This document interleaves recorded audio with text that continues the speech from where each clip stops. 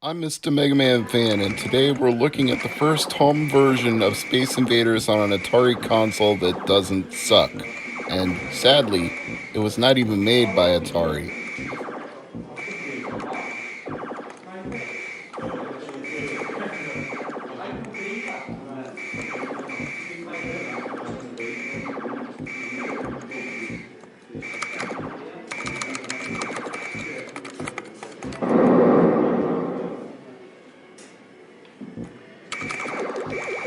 This is actually a homebrew game sold through AtariAge.com, made by my friend Bob DeCrescenzo.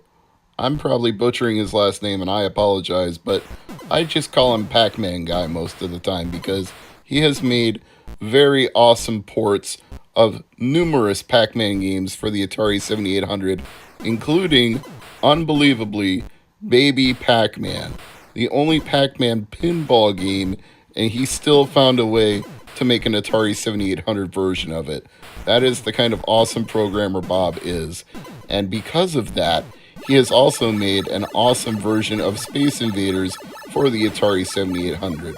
Now, I do have to amend some things that I said previously about the Atari 5200 version. I was complaining that the very first aliens sweep to the right, and I was saying, oh man, that's wrong. They moved to the left at the start. So, yes, I'm right and wrong about that because technically they do move to the right at the start in a proper Space Invaders, but they're so close to the border that they immediately bounce off it, drop down, and move left. The problem, the Atari 5200 problem, is that the whole playfield wasn't full of the invaders, so the entire set of invaders sweeps to the right, and that looks terrible. They should all be on the screen and then move to the right and immediately drop down and start coming to the left. That's what proper Space Invaders does. And this is proper Space Invaders. The aliens look right.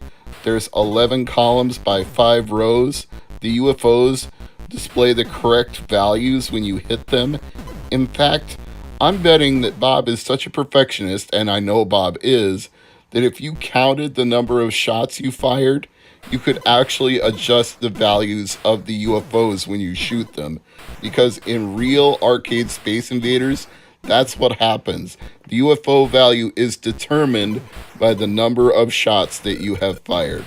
And like proper Space Invaders, there are 4 bases to use as shields to hide behind.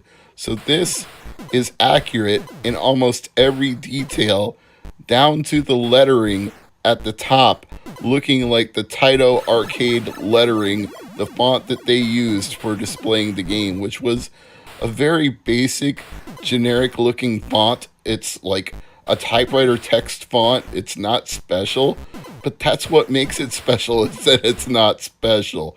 This is an authentic experience. And again, Bob being such a perfectionist the way he is, he even put an options menu at the beginning of Space Invaders for the Atari 7800 so that you can actually be an arcade operator and flip the dip switches and change the settings to whatever style of Space Invaders that you want.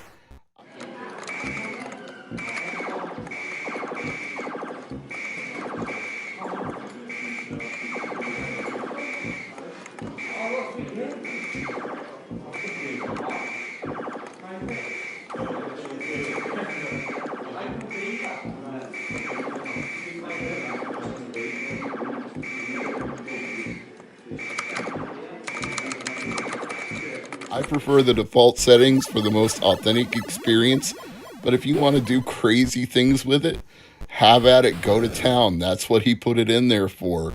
He wanted it to be as flexible for the home user to enjoy all of the options that they wanted.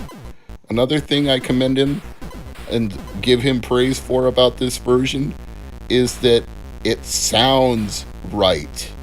The March of the Invaders picks up speed and the music picks up speed at the proper pace. It goes slowly at first. Do, do, do, do, do, do, do, do. And just like real Space Invaders, the more invaders you eliminate, it gets faster and faster and faster. And it has that little bit of pulse quickening effect to it that you just get more and more into it as the march gets faster and the aliens move a little faster. And eventually, oh my god, they're flying at you. You gotta get those last ones. They're moving so fast, and you gotta shoot where they aren't instead of where they are, as was famously said in that episode of Futurama. Thank you, Bob. You finally made a Space Invaders for Atari that doesn't suck.